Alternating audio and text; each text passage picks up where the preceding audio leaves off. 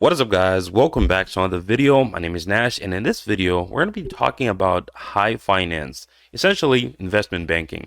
Now, I found a very interesting article which is going to be linked in the description below that I want to share with you guys. And also I want to answer the question. There's a lot of people that talk about, hey, how do I break into finance? And their goal is investment banking or something in high finance, right? Which is maybe private equity or things like that.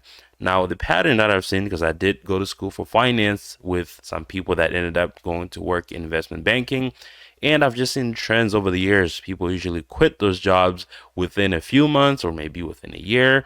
I haven't seen anyone stay there for long years, especially someone my age or someone who was my class or someone who graduated before me or maybe a year after me. I haven't seen those people stay in investment banking. So I found an article that kind of like breaks it down. Obviously, I'm not going to read the article. I'm going to give you the Cliff Notes version, my version of my takeaways. But if you want to read the article, like I said before, the link is in the description below.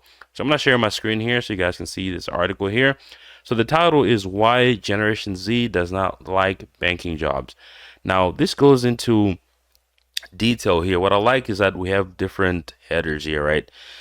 First thing is like no one wants to start out wanting to become an investment banker. Now, I will say that is not true. You have pretty much a lot of people. There's a good majority of, there's a good amount of people in finance that their goal is to get into investment banking, right? Maybe they have these certain beliefs that this is what they're gonna get from investment banking. So I'll say that don't agree with that, but I think a lot of people are usually like, hey, I want to go into investment banking. They don't really do their research, right? So we also have young people are seduced by the big money and sharp suits, which is true. This is true. This is how it's projected. This is how it's presented to society or to people that are finance majors.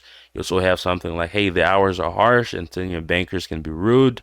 You can even see some of these here, some of these lines here. Like this one specifically says, once you join a bank as a full-time analyst, however, the hours can become inhuman. And yeah, so this is insane. It said that, this is actually from people that they were interviewing. They said someone said they start between 9:30 and 10 a.m. and they leave the office at 11 p.m. or midnight.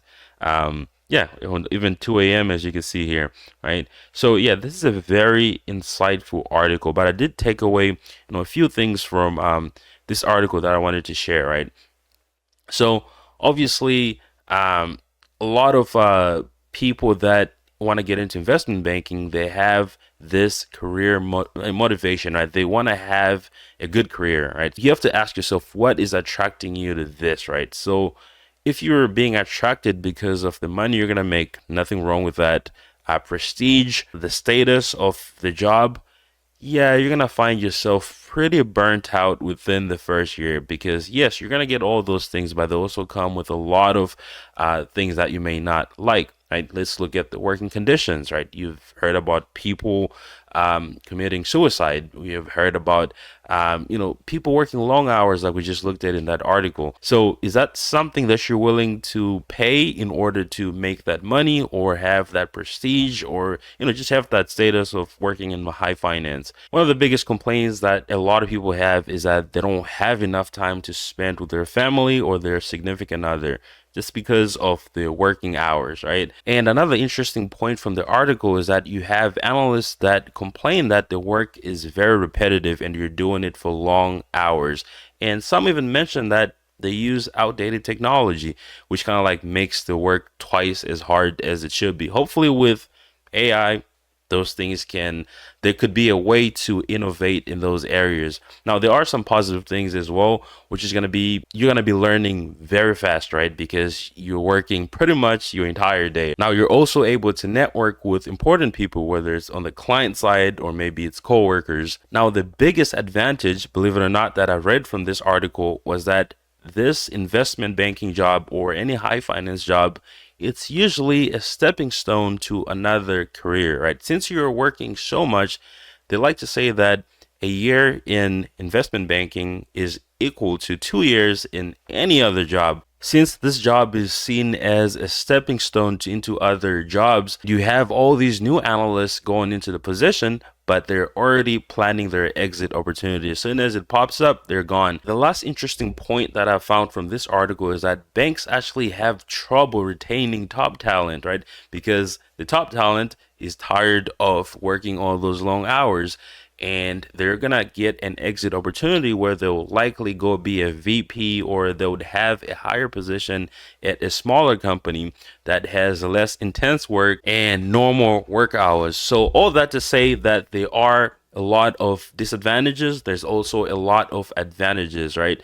So what you have to focus on is what do you want to get out of it. So if you're trying to use it as a stepping stone to another job, then this would be good for you. If you are going into investment banking for the money, and you don't want to work the long hours, and you don't want to miss the family gatherings, and you want to have work-life balance, that's not going to go together. So this is a very insightful article that I hope that anyone that wants to get into investment banking or anything in high finance should read.